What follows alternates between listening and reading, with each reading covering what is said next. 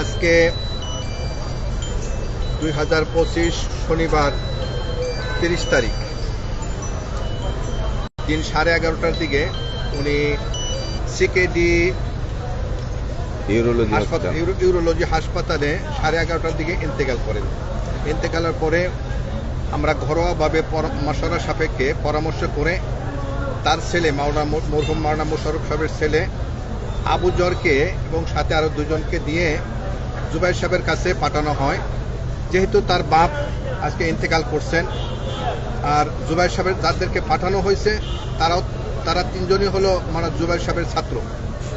তো যেহেতু ছাত্র বাপ মারা গেছে, এই কথাই বলছে গিয়ে যে আমার আব্বা ইন্তেকাল করছেন, যেহেতু ছাত্র জীবনের শুরু থেকেই সে তবলিগ করতেছে এবং শীর্ষ স্থানীয় মুরব্বী, আর পৃথিবীর ইতিহাসে ইজতেমার ময়দান যারা কায়েম করছেন শুরু থেকেই মুরব্বীদেরকে ইজতেমার ময়দানে মাটি দেওয়া হয়।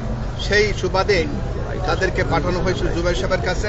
জুবাইর সাহেব সরাসরি নিষেধ করে দিছে যে না, এখানে মাটি দেওয়া যাবে না।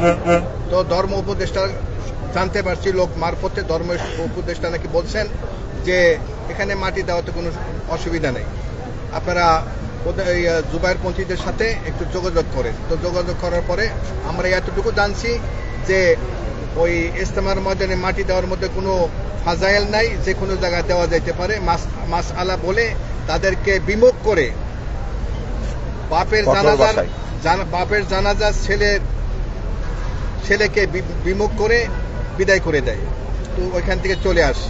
তো আমি দেশবাসীর কাছে করজোর বিনীতভাবে অনুরোধ জানাবো, যেহেতু আজকে মাশওয়ারা সাপেক্ষে এশার নামাজের পরে 9:30টায় জানাজা হওয়ার কথা, শেষ মুহূর্ত পর্যন্ত দেশবাসীর কাছে অনুরোধ থাকবে, যেহেতু তবলিগের ময়দান, এই ময়দানে মুরব্বীদেরকে মাটি দেওয়া হয়। আমার ভাই উনি শীর্ষস্থানীয় মুরব্বী ইন্তেকাল করছেন আজকে।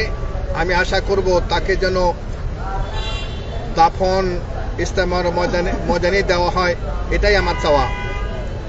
আপনি বলেন একবার একটু। আসলে আলহামদুলিল্লাহ, আপনারা জানেন আমাদের তবলিগ আজকে 2018 সাল থেকে দুই ভাগে বিভক্ত হয়েছে।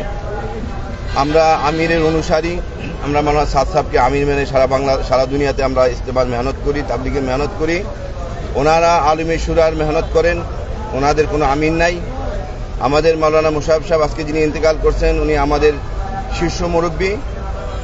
উনি দীর্ঘদিন কিডনি রোগে ভুগতেছিলেন।